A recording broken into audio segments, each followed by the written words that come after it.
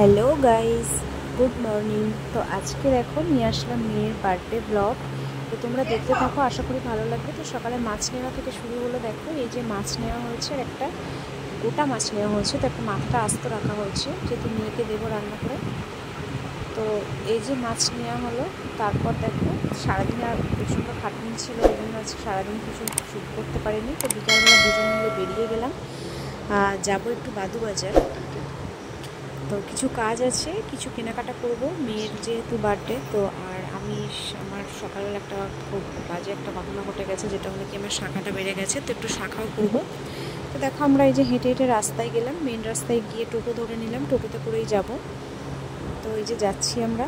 তো সারাদিন যেহেতু আমাদের বাড়ি, আমার ভাই মা যে বাড়িটা করেছে নতুন, যেহেতু তো খাট কিছু পাতা হয়নি, তো সেগুলো পাতা ছিল, প্রচণ্ড ঝামেলা। সারাদিন মানে প্রচণ্ড খাটাখাটনি হয়ে গেছে সবার বাড়ির, সেই জন্য ব্লগ শ্যুট করার সময় পাইনি। তো তারপর দেখো এই যে আমরা বাদুবাজারে চলে এসেছি, নেমে গেছি। তো শাখার দোকানে গেছি, দেখলাম শাখার দোকানটা বন্ধ ছিল। তো ওনাকে ফোন করলাম, উনি বললো একটু দেরি হবে। তো আমরা ফুচকা খেয়ে নিলাম। তো ফুচকা খেয়ে তারপরে এই যে দেখো চপ টপ নিয়ে নিয়েছি একটু বাড়ির জন্য। তো আমার ডান হাতের শাখাটা বেড়ে গেছিলো সকালবেলা, তো কাজ করতে গিয়ে বেড়ে গেছে। তো তারপরে এই যে শাখা পড়া হয়ে গেছে তখন, তারপরে ফুচকা খেয়ে, মানে ফুচকা আগেই খেয়েছি, খেয়ে একটু চপ নিয়েছি মেয়ের জন্য, কিছু চিপস ক্যাডবেরি এগুলো নিলাম, নিয়ে চলে আসলাম ঘুগনি খেতে। তো এই যে ঘুগনি খাচ্ছি আমি আর আমার বড় মশাই। তো তারপর এই যে ঘুগনি খেয়ে আমরা আবার টোটো করে বাড়ি ফেরার পালা, এই যে বাড়িতে ফিরছি। তো যেহেতু সেদিন বুদ্ধ পূর্ণিমা ছিল, আকাশের চাঁদটা এতই সুন্দর লাগছিলো, তো আমি একটু ক্যাপচার করার চেষ্টা করলাম। বাট যেহেতু টোটোতে একবার এদিকে চলে যাচ্ছে, একবার ওদিকে দেখো, এই ছোট্ট করে একটু নিয়ে নিলাম, এত ভালো লাগছিলো, তোমাদেরকে একটু দেখাই ভাবলাম। তো তারপর এই যে বাড়িতে এসে দেখলাম ভাই সাজাচ্ছে, বেশ কিছুটা সাজিয়ে ফেলেছে। তারপর আমরা একটু হাত লাগালাম। তো এই যে আমার মেয়ে তো খুব এক্সাইটেড, এগুলো দেখে ও ভীষণ এক্সাইটেড হয়ে পড়ে। ও খুবই আনন্দ করছিল বিকাল থেকে। তো ওর মামাকে ফোন করে ডাকলো যে মামা শীঘ্রই বাড়িতে আসো, সাজাও সাজাও। যেহেতু আদা আদা কথা ফুটেছে, তো সব কথাই বলতে পারো। তো তারপরে এই যে দেখো কোনোরকম সাজানো কমপ্লিট হলো। তো যে কেক টেকগুলো সাজিয়ে নিলাম। তো আমার মেয়ে কেকটা দেখে যতটা আনন্দ করছিল প্রথম থেকে, কেকটা দেখেও এতটাই ভয় পেয়ে গেছে যে ও কিছুতেই কেকের সামনে দাঁড়াচ্ছেই না। আমরা সবাই ওকে নিয়ে দাঁড়াচ্ছি, কিন্তু ও শুধু সরে সরে যাচ্ছে। কেকটা দেখে জানি না কেকের মধ্যে কী ও দেখেছে, দেখে এতই ভয় পেয়ে গেছে, কেকটার সামনে কিছুতেই যেতে চাইছে না। দেখো এই যে ছোটোর মধ্যে একটা কেক আনা হয়েছে। তো এই যে লাভ শেপের আছে। তো আমরা বেশি বড় করিনি, যেহেতু মেয়ে 2 বছর বয়সে, তেমন কিছু বোঝে না, সেই জন্য ছোটোর মধ্যেই করেছি। তো বাপের বাড়িতে ছিলাম, সেখানেই ছোট্ট করে সেলিব্রেট করা হলো। তো এই যে সবাই মিলে যে কেক এখন কাটা হবে, তো মেয়ে খুবই ভয় পাচ্ছিল। তো দেখো এই যে আমার পাশের বাড়ির দুটো ভাই বোন, এই যে।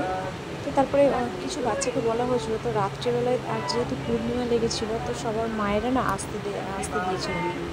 তো সেই জন্য সবার বাড়িতে বাড়িতে পার্সেল করে পাঠিয়ে দেওয়া হয়েছিল কেক, পায়েস, মিষ্টি। তো তারপরে দেখো এই যে কেকটা এবার কাটা হবে। তো কেকটা কাটা হয়ে মেয়েকে দিচ্ছি, কিছুতেই ও খাচ্ছিল না, ও এতটাই ভয় পাচ্ছিল, এক ফোঁটা কেক ও মুখে নেয়নি।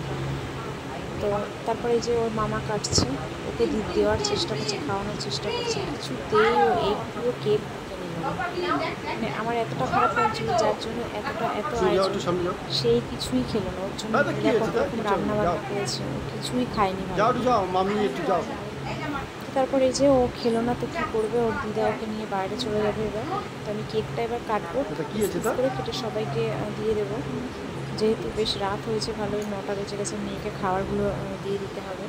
ও যেহেতু বাচ্চা মানুষের সারাদিন ঘুম হয়নি ভালোভাবে, ওর ঘুম পেয়ে গেছিলো। তো এই যে কেকগুলো পিস পিস করে সবাইকে দিয়ে দেবো, দেখতে থাকো তোমরা। এই যে আমার বড় মশাইকে দেবো এবার। আর দেখো এইভাবে কে খায়, ওইভাবে কে খায় কেক, দেখো অবস্থাটা দেখো। তো তারপরে এই যে সবাইকে দেবো, আমাদের ভাই বোনগুলোকে ডাকছি, ওরা এসছে, তো ওদেরকেও দিয়ে দেবো। প্লাস ওদের বাড়িতেও পার্সেল করে দেবো। ওদের একটা ছোট্ট বন্ধু আছে, সে ঘুমিয়ে পড়েছে, আসতে পারেনি, ওর জন্য দিয়ে দেবো। তারপরে এই যে দেখো রাত যেহেতু হয়ে গেছে, 9:30 বেজে গেছিলো তখন, তো মেয়েকে খাবারগুলো দিয়ে দিয়েছি। তো একটু আশীর্বাদ করে খাবারগুলো খাইয়ে দেবো, যদি যদিও এত কিছু ও খেতে পারবে না, খায়নি, কিছুই খায়নি। ওকে খুব চেষ্টা করেছিলাম খাওয়ানোর, কিন্তু খায়নি। ও খুব ঘুম পেয়ে গেছিলো, ও একটু মানে ক্লান্ত হয়ে পড়েছিল। খাওয়ার পরে যে সাজিয়ে দিয়েছি, দেওয়ার পরেও হাত দিতে যাচ্ছিলো, ওকে বারবার বারণ করা হচ্ছিলো, মামা হাত দিও না, তোমাকে আশীর্বাদ করা হবে। তো এই যে প্রথমে ওর দিদা, যেহেতু বয়স বাড়ির মধ্যে সবাই বড়, তো ওর দিদা প্রথমে আশীর্বাদ করে নিল ওকে।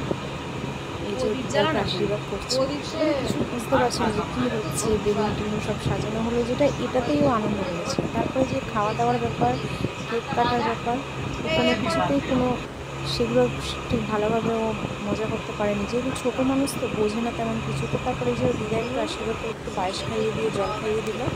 তারপরে এবার একে একে সবাই আসবে, এবার ওর পাপা আসবে, পাপা ওকে আশীর্বাদ করবে।